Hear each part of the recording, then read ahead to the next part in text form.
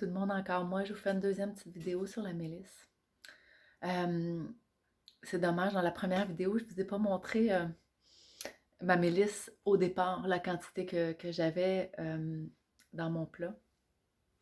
Je vais quand même vous le montrer comme ça ici, là, c'est des gros pots que j'ai là, de jardin. Puis j'avais vraiment là, un bon bosquet de mélisse là, quand même. Là, je vais essayer de la garder dans la maison, voir ce que ça va faire. J'avais un bon bosquet de mélisse, là, elle est vraiment trimée. Et vous avez pu voir tantôt le petit pot que j'utilisais, le petit pot maçon pour entasser la mélisse.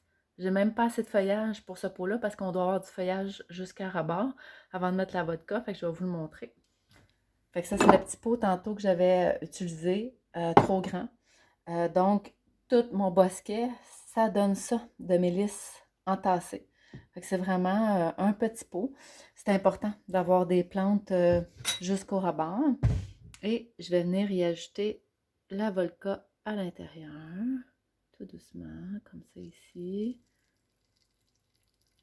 Là, on entend les petites bulles d'air s'échapper. On va laisser bien l'air s'échapper. Puis ensuite, je vais venir fermer le tout. L'air s'échappe au fur et à mesure, fait que je vais rajouter de la vodka, parce que ça crée de l'espace. Fait que je fais ça comme ça, pour n'avoir par-dessus.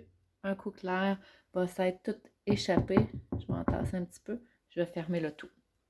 Comme je disais tantôt, pour environ 3 semaines, toujours à la noirceur quand on veut faire des teintures mères.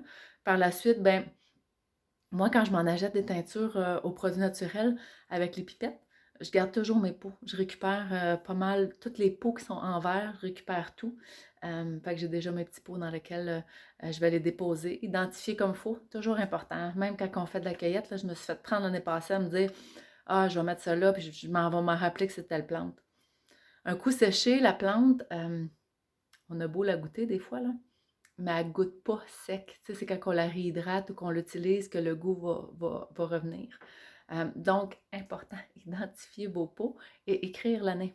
Ça aussi, c'est bien important d'identifier l'année de cueillette. Bye!